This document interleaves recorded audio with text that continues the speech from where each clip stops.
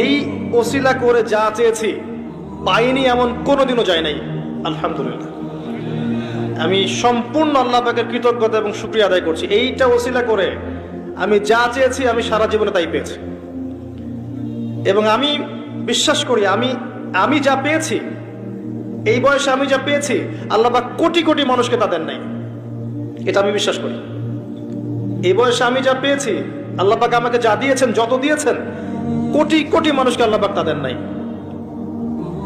আমি এমনটাই মনে করি। আমি কি শিখাই দেব সেটা? আপনি আল্লাহ পাকের তাওহীদের ওসিলা দিয়ে দোয়া করেন।